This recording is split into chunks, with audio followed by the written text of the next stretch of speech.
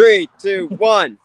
2 hours from now, the sun will set over Henry Selden Field, treating the fans that will fill up this stadium to a great sight. But they're expecting something even better tonight for the first home football game of the Northgate Vikings. They're hosting Northside Columbus here tonight. Welcome to Northgate Gameday. I'm Callum Ewan. Sam Kreutzer is on his way, but he's painting himself red and white. This is Aiden Cox. This is former Northgate quarterback Duke Sutherland. This is a spoof of College Game Day. So we're going to be breaking down our feature matchup for the day. We're going to do a deep dive into both teams. And then we're going to finish it off by covering the local area and a guest picker, where we have a teacher to guest pick as well. And then we'll finish it off finally with the mascot pick to honor Lee Corso, whose final show in College Game Day is this Saturday. So, Duke, do you want to start us off? The undefeated Northgate Vikings are preparing for their first home matchup of the season, after matching last year's win total with 2 gritty victories at Stars Mill and Villa Rica. So let's go and talk about the top players for today. Starting off with the obvious, Woody Scatini, voted Georgia Offensive Player of the Week for his 13-carry, 252-yard, and 3-touchdown performance in just the first half of the run against Stars Mill. While he was held to just over 60 yards last week, the sophomore is the engine for this Northgate offense. I think that's an understatement. What do y'all think?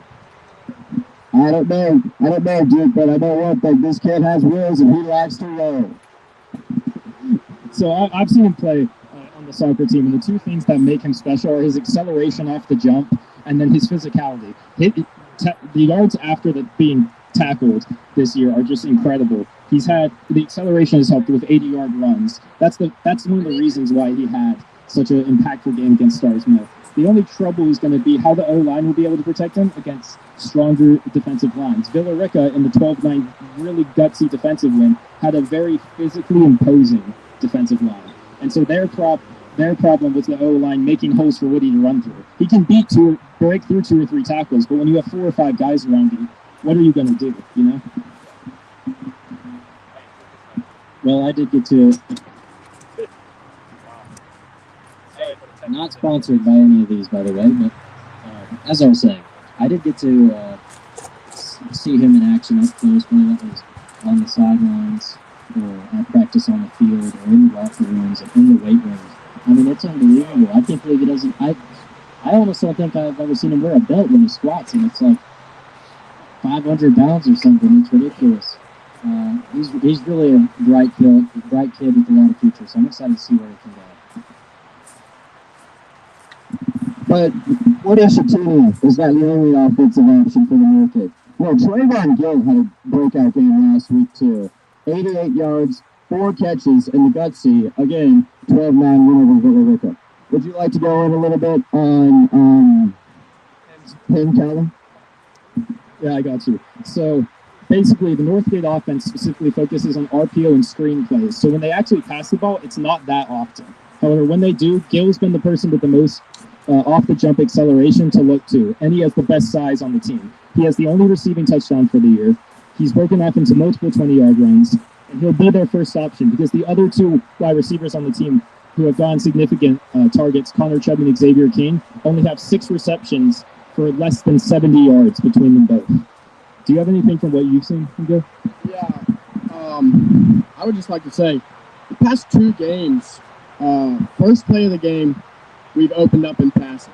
Stars Mill game, Trayvon Gill was that man. I watched him jump over a kid and grab the ball on top of his head for about a 40-yard catch in the Stars Mill game. First play of the game. Straight out the gates, 14 minutes on the clock. Boom. We're right there. And then I didn't get to go to the Villa Rica game, but I did watch online. And we also, again, opened with a pass. I believe 15, 20-yard pass, which with a run-heavy, RPO-heavy offense, that is not something you'll see very often. We're really catching the defense off guard. And I do want to see if we stick to that or if we change it up. See if we run out with something different. Duke, I want to ask you, because you're the former quarterback, of course. You've been able to spend time with Ledger Clements. He's taken the starting role this year. Been pretty consistent as a game manager, at least. His stats don't pop off the page. 14 out of for 26 passing, 1 touchdown, 2 interceptions, but adding a rushing touchdown on top of that. He's been able to lead multiple fourth quarter comebacks for the team, but we haven't really seen too much talent in the air, especially with how the offense is run. So what could you say about him and what we should expect from him this game? Well, I don't think anyone will disagree with the statement that, especially just even as early as last season, everyone could see the potential he had. I mean, he's one of the best athletes out there. He's a dual sport athlete. He's a great baseball player. If you watch him on the diamond or on the gridiron, it's always something impressive that he can show off. But yeah, I have seen a lot of growth since last season to this season, and I'm really pleased to see what he's been able to do. He's just got to stay calm, stay humble, not let the last play affect the next. As Coach O.B. would say, don't let a bad play become worse. Don't make a bad play worse. Just move on, have short-term memory, flush it down, and move on to the next one. Whether the last play was great or terrible, you can't let it affect the next play. Just move on. And I think he is more than capable of doing that, and he's only going to get better. But now let's glance over to the other side of the ball, especially on the defense. I'm just going to start with Bryson Davies. Bryson Davies leads the team in tackles with 34 total, including 17 solo and 17 assists.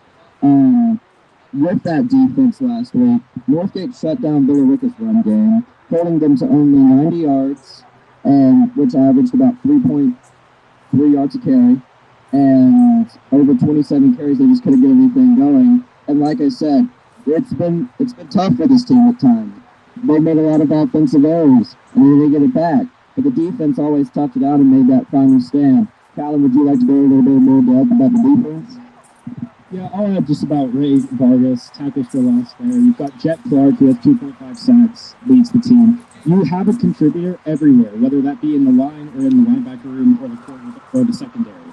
So this team is deep in that position. I wouldn't say compared to other teams that are going to play this year that they have one stand-up guy. You could argue Bryson Davies. It's more like a spread-out defense. And I think that's helped the team a lot. They've stayed very disciplined in their play, and they've kept most of the games close, especially with how the offense runs, keeping games where they're low and they're able to win by 1 score is really important.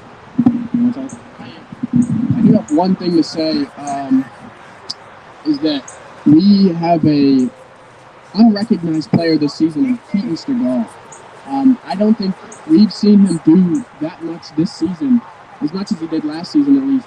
And I am expecting him to pop out in this game and maybe make a few big plays for us, because we haven't seen him do that much this season. So yeah, expect a lot from him tonight. Like you said, Bryson again. I played back sophomore year. I can tell you that guy is a dog. Okay, he is not afraid to go hit you, and it shows. You can really see it in his game. All right, now we're going to address the third side of the ball. The 12th man. Come on, fans, give me a picture. Come on, make some noise.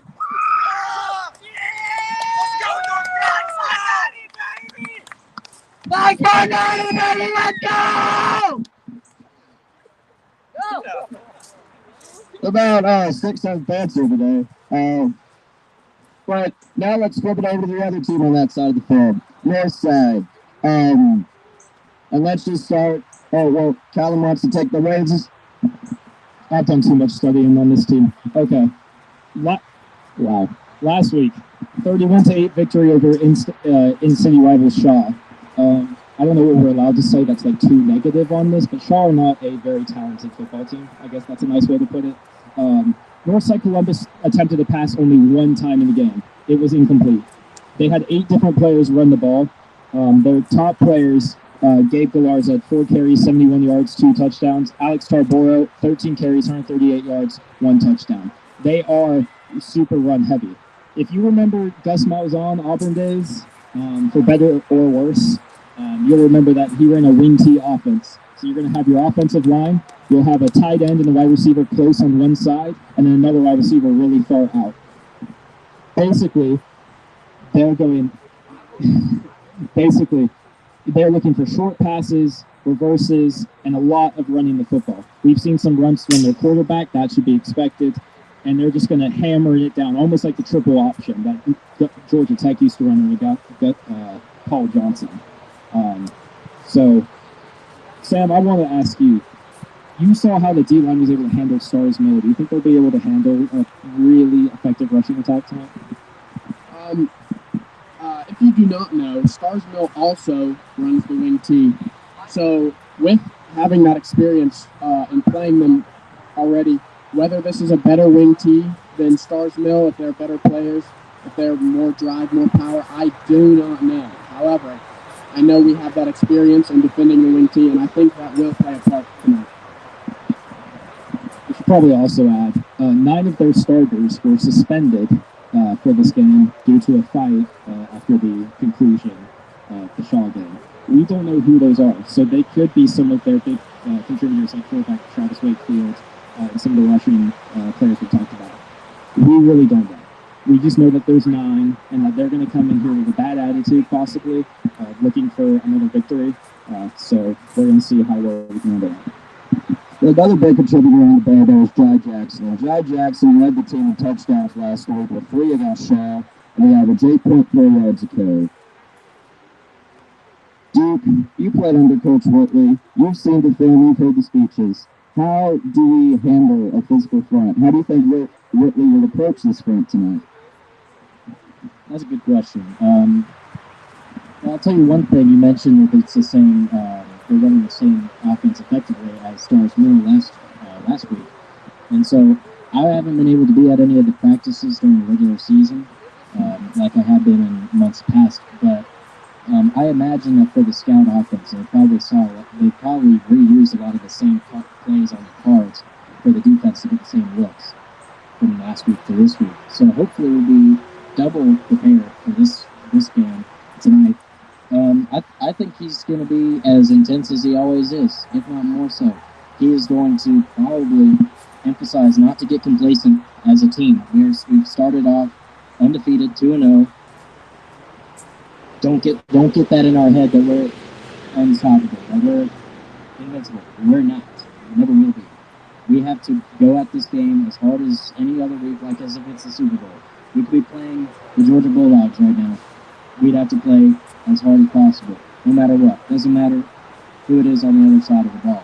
So it's probably going to be just as intense as you would expect from Coach Witt. And I'm excited to see that. I think that the system implemented with all this new coaching staff since last year, I think it's really starting to flesh out in a big way.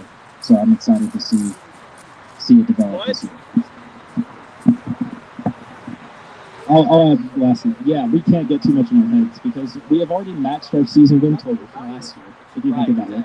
This is a big opportunity, a game to stay unbeaten going into a game that should be really significant in Noonan next week at Noonan, which we'll be able to cover them in our next segment, but they just need to stay level-headed. I wanted to add something about X Factors. Yes, I'm just wondering if everyone has an X Factor coming into this game, maybe an unspoken player. I just want to shout out Bryce Jarvis and Michael Jackson both lead the team in tackles for losses. It's trying to affect that run game. We got to get them behind the sticks. We got to keep them to 4 or 5 yards to carry. And most importantly, if we can go tackle for losses, I think Bryce Jarvis and Michael Jackson have to be in that backfield, have to stop them before they hit the line of scrimmage so we can win this game. Sam, would you like to add anything regarding a potential X Factor? I know you've seen a lot of games. I believe I already spoke on it. And once again, I'm expecting big things from Keaton Stegall today. We haven't seen him do a whole lot in the past 2 games, but I think this is his game. I know that he likes to stop the run as a safety. He will run down and he will fill that gap and hit you. I've experienced it firsthand. And I really am expecting big things from him tonight. That is my X Factor. I'll put in my X Factor, and that's, if I can steal your notes really quick, actually. Where did you keep your last paper? There we go. Charlie Curry. He's a good friend of mine. I just forgot his last name, so that's why I needed the notes. Our special teams has been a little so-so the first few weeks, struggling on PATs. not really getting too many field goal opportunities because most of the red zone drives are 4 touchdowns, which is obviously a good thing. And it's always not on the kicker as well because you're going to have bad snaps, bad blocking, etc., which did happen against Philadelphia. But we are definitely looking for hopefully more consistency. Kicker has been a position at Northgate that's definitely struggled the last few years, and has weighed the team down. If it's going to be a close game tonight, possibly one score again, we need as many points as we can get from them. Sam, I gotta agree with you when it comes to Keaton. I think if anybody is due for something, he's due for a big play or 2 or 3. Because you've got to know, I might be wrong, but does he not still play both sides of the ball? He does. Yeah, that's what I thought. And I mean, he definitely can. I expect to see a lot of action from everybody, but I hope that he can make something happen. Hopefully on both sides of the ball. That'd be really fun to see. I mean, he scored probably more touchdowns out of any quarterback last season, as in Wildcat formation, which is really fun to watch. So, yeah, I'm expecting him to make something happen tonight. Now, Colin, do you want to turn it to the local scene and recap last week and this week? All right, go ahead. Cool. So before the players walk out here for warm-ups, we're just going to go ahead and start covering the Coweta and Fayette County area for games that are affecting both Northgate's region and non-region schedules. Noonan East Coweta played their famous rivalry last week that had over 5,000 fans attend Drake Stadium in downtown Noonan. Instant classic. They scored 116 points between them, which breaks a 20-year-long record for most points scored. After a 7-minute scoring drive in the third quarter, EC led Noonan by 25 points, 49-24. And Noonan came back. Brody Campbell scored 3 or 4 passing touchdowns in the air in the second half. And they were up recovering an onside kick with about 40 seconds to go. They led for the first 2 minutes of the game, and then they led for the last 2 seconds. So it's an unbelievable comeback for them. EC still has a good offense, but they're 0-2, and they now have to face the number 70 team in the nation. They're top 12 in the state in North Cobb tonight. That's going to be tough to get done. Noonan have a much easier game against a team called Arabia Mountain, if you've never heard of, until we did research for this. But they should be looking for a third straight win, too, before they come into Northgate.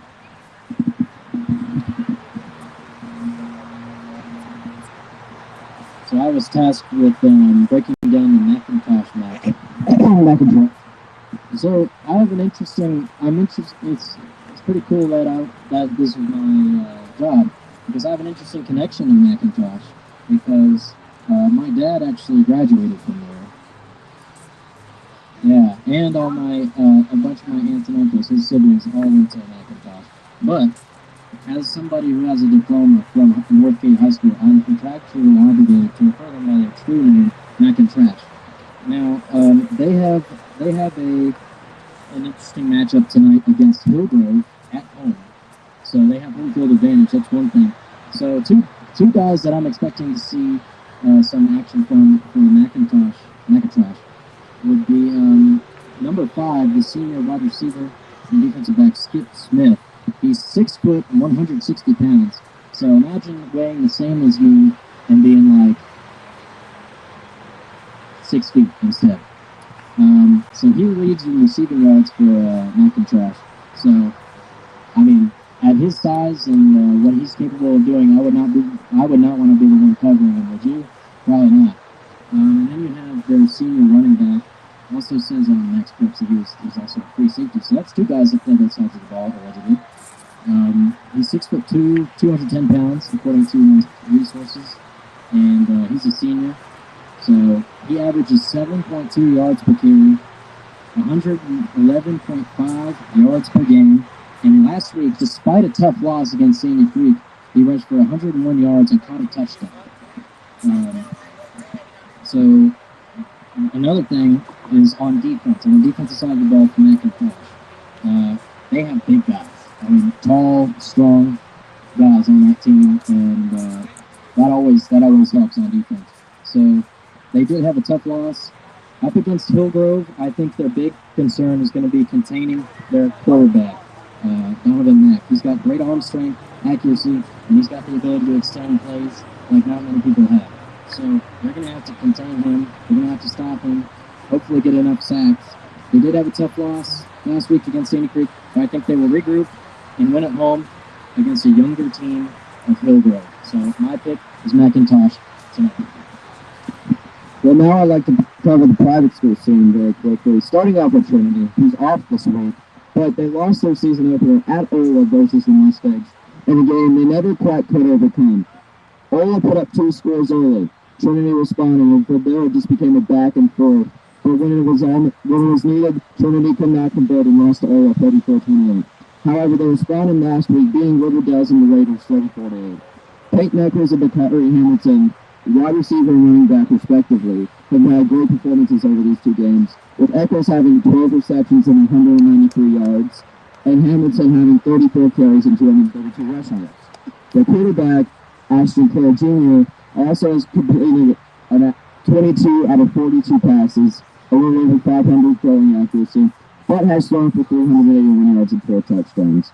I'd just like to also give a shout out to quarterback Trevor McDowell, who had a 71-yard pick 6 versus Riverdale last week, and they host 2-0 LaGrange next week. And the other private school in this county, Heritage, has lost both of their games this season with an average margin of defeat of 41.5 points.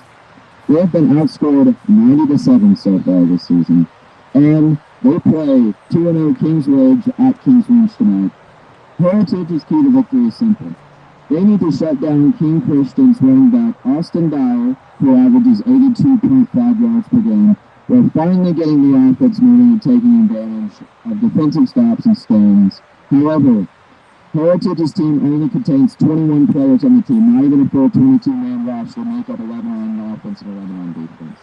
So, my prediction is King Ridge by a landslide. Going over watch the game. Yeah, Heritage used to have a good football program when they were in the Christian high school associations in our state, and since their transition to the PHSA, not gone well. But we'll hope for the best for them. Do you have anything on Stars Mill Whitewater? Or? I do have a little bit. Stars Mill does not play this week. However, Whitewater, I believe, does. I couldn't tell you who they played.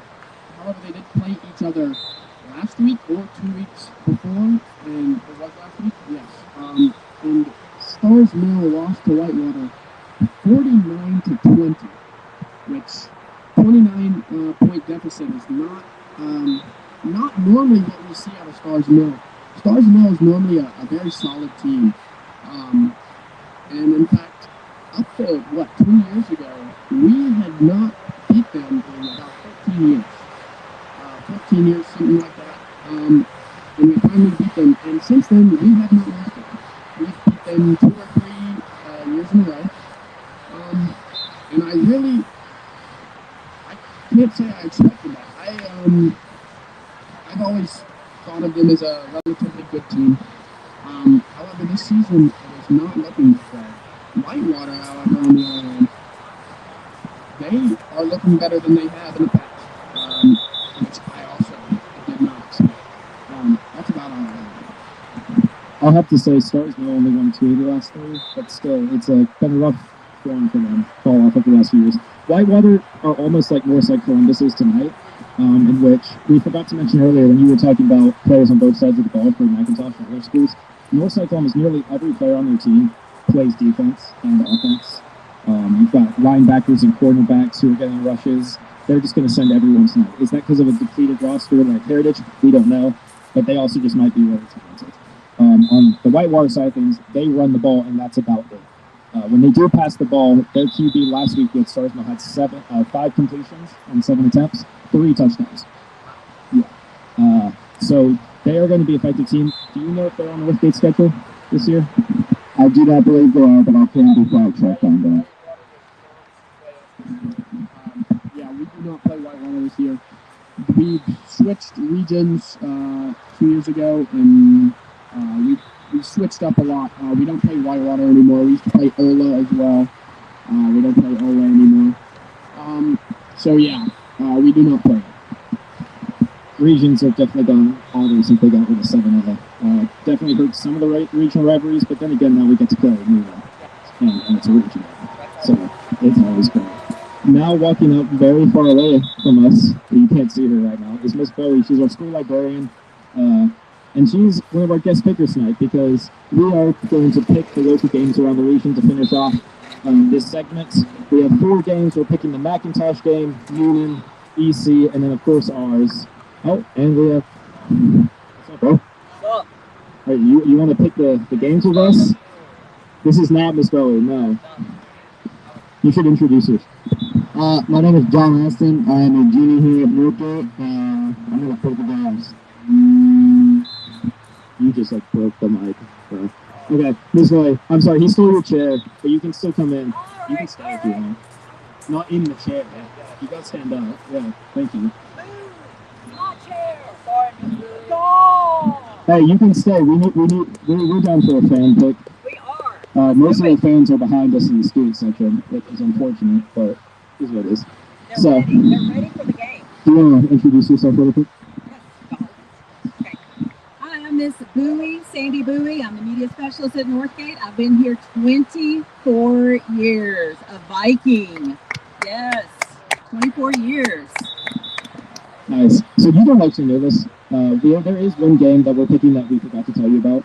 So we will pass you for that. Sorry. Okay, you don't have to worry about that. Appreciate that. But Sam, I'll start with you. First game, McIntosh versus Ogo. Deep touched on that. Sorry, not touched. Who do you think's the command? Now, Duke, I believe you picked McIntosh already. We had an early pick here. I would like to say they're McIntosh. I'm taking Hillgrove no matter what. I don't see a way in which they win. I could be wrong, but I don't see it. I don't see it happening. McIntosh are coming off a nasty loss, but when I looked at Hillgrove, man, they're a very weak team in comparison. McIntosh just has better pure talent. I hate to say that they win, but I gotta make the logical choice here. Well, I actually have a little bit of faith, but I'd like to go to McIntosh's one dynamic duo of running backs really quick. Brandon Woodley and Elijah Strader. They're the keys to winning this game for McIntosh. McIntosh has also got a very good defensive end on the other side of the ball, Marcus Swoop, who had a pick 6 last week. Hillgrove, I don't have a lot on, but I have enough on Hillgrove to know that McIntosh still sucks. Give me Hillgrove. Well, you already heard my pick. Yes, they are McIntosh. But you know who's not McIntosh? It's Skip Smith and Brandon Ridley and all those big guys on defense. I haven't changed my position. I think McIntosh is going to be a little less trash tonight, at least when it comes to playing Hillgrove. I think they're going to come out on top. It's a home game for them. They're coming off a nasty loss. But you got to remember, even though it was it not Fayette County, week 1? Even though it was Fayette County, take that with a grain of salt. They put the beating on pretty bad. So I think that they're going to rekindle some of those flames. And I think the Chiefs are going to win kind of like, well, not anymore. They lost in the Super Bowl. So, well, yeah, I was going to say kind of like Patrick Mahomes. We're not like that. I'm not Chris Paul's. All right, here we go. To the 3 fans who came behind us. Do you want to make a prediction on the game by chance? You can do whatever you want. We're open to 4. We have 3 more games to pick after this. So this game is McIntosh versus Hillgrove. So I think McIntosh is definitely going to lose. I think they're going to at least choke that time. I don't think it's going to be close to okay, good prediction there. Okay, this team is real. Their name is Arabia Mountain. They are in Lithonia, Georgia, if I'm correct. We don't know too much about them, but they're playing Noonan at Noonan today, so that's our second pick. Sandy, the stars. I mean, this is an easy pick. It's Noonan. They're at home against Arabia Mountain, who half of y'all have never heard of. If you have heard of them, you would know that they are not good. And so, yeah, I think the easy pick here is Noonan. They're not very good. Their defense is talented, but their passing game is woeful. Their quarterback, if I'm correct, has throwing more interceptions than picks by a good margin. Noonan has scored 54 points or more in both of their games. It's Noonan. Always Noonan Cougars, even unless we're playing the Vikings. Sorry, I went to Noonan High School, second generation, but in this case, Noonan is coming out on top. Well, if I know one thing about Aurora, they're known for explosive plays. But this year in particular, I think Noonan's just a little more explosive. I think they have a little more firepower. Quarterback Bo Campbell is throwing for 728 yards, and Cameron Davis has rushed for 210 over the course of 2 games. 728 yards, 2 games. Rodney Colton Jr. has 12 tackles on the other side of the ball and a fumble return also for 70 yards. Well, Arabia Mountain is explosive. I don't think they have the offensive firepower to keep up with just 339 total yards all season. They're going to have to rely on the defense to win our game. And Noonan, I think, is particularly proved to be resilient after mounting one of the greatest comebacks in Noonan program history at EC. Noonan's offense will be explosive tonight, as ever, at home. I like them going 3-0 into next week versus Northgate. Yeah, if it was Noonan versus Northgate, I would be making a different pick. But since they're not playing us, I don't have a dog in the fight here. But what I do have some friends that go to Noonan. More importantly, Alan Jackson. I mean, come on, one of the goats of country music. So because of Alan Jackson and some friends from Noonan, I'm gonna go with Noonan tonight. I think they're gonna win. I mean, they were really productive on offense late in that amazing instant classic last week. They just got to show a little bit more defense because that was a basketball score last week in that game. But regardless, I think it's going to be Noonan, no question. All right. Anyone want to pick this game? All right, I'm going to have to go with Arabia Mountain for this one because I think we're all counting out the Saudis' ability to make oil. And I don't know, given their high ground on a mountain, I'm going to have to pick them to win the game. Also because everyone loves an underdog story. So I'm going to have to go with Arabia Mountain on this one. Everyone but Miss Bowie apparently hates Noonan. So, next game. We have 2 games left. This one is probably one of the closer ones that we're picking. East Coweta are 0-2, but have lost within 1 score in both of their games. They're going to play 12th ranked in the state, North Cobb, who are 1-1. They lost to McPherson 21-0 last week, but they are the number 6 ranked team in the state. So, okay. As Duke has friends at Noonan, I have friends at EC. And while I would like to go with them, you're playing a number 12 in Georgia team at home, coming off of a minuscule loss, and they also lost 21-0. I think that they are very angry and do not want to lose again, and are going to come in to this game fighting as hard as ever. And so I'm going to take them in this game. EC is, I don't think they have the firepower just to finish this game. I'm going to have to agree. It was not McPherson. Sorry, that is a college. It was McEaston. That was the 6th ranked team. But North Cobb's coming off a shutout. Their quarterback play has been worse than Arabia Mountain's quarterback play. I did not actually get the quarterback's name, but 0 touchdowns, 3 picks. They have a strictly running offense. EC's defense has given up so much to Noonan's running backs and Sandy Creek's running backs the last few weeks. They won't be able to hold up. It's North Cobb. And I'm going to agree, North Cobb this time. I love my EC people. I mean, just coming off the loss last week, I think it's going to be tough for them this week. Well, I'd just like to put an emphasis on EC's quarterback situation really quick. Over the past 2 games, they have put up 2 quarterbacks. They don't really seem to have it figured out offensively. And defensively, it's a nightmare. They gave up 36 points in the last 14 minutes versus Noonan. I don't know. I don't believe in EC. I think it's going to be a wild game. I think it's going to be a close game. EC also lost by 1 score to Sandy Creek, also a juggernaut in the state of Georgia. But I have Northgate punching in a late touchdown for the win. I don't really think I have much more to add than anyone else has given on this game. I think it's going to be Northcott. I couldn't tell you what the score would be. I think EC could potentially make it closer than we expect, but I think it's going to be Northcott. No question.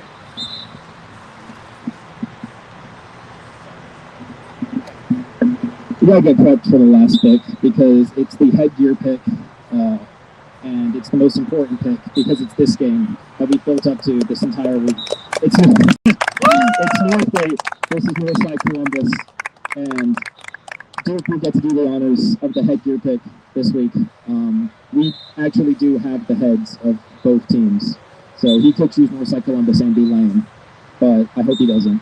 We are doing this in tribute of Lee Corso, who once again, College Game Day, he is finishing up a nearly 30-year career this Saturday. So we'll start with the picks. We love you. I don't even have to say anything. Northgate wins it. Let's go, Northgate! I'm a little nervous, but at the same time, Northside Columbus is down 9 players, and I don't believe that they defensively they can hold up against Woody Scatini and our rushing attack. Our RPOs have been proven effective against 2 really good teams so far this year, so I see that continuing. Vikes by 90. As everyone else said, it's going to be the Vikings tonight. I mean, we're home. We've got the great vibes going on. We got the lights going on tonight. We have Callum falling back here. So excited about tonight. So it's definitely going to be Vikings.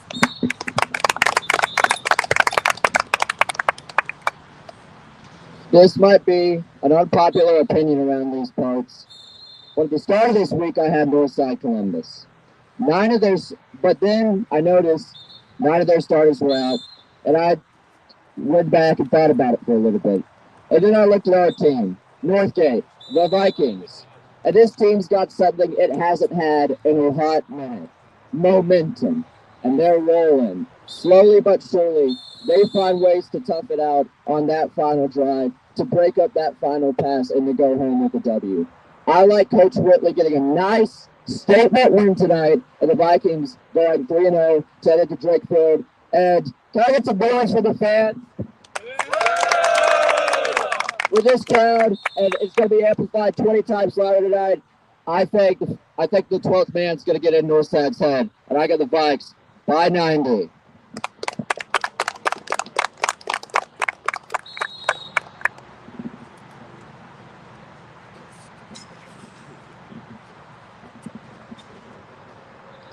Well, I hate to be the bad guy here, but I think that even though they lost 9 of their guys, I think Northside Columbus has a chip on their shoulder. If somebody here said that tonight, I would say, not so fast, my friend, because Northgate has gotten better every single time, every week. We have gotten +1 on offense. We're going to pound them on defense. We're going to be consistent on special teams. We are going to have a Vikes by 90 type of night. Give me the Vikings. Yeah!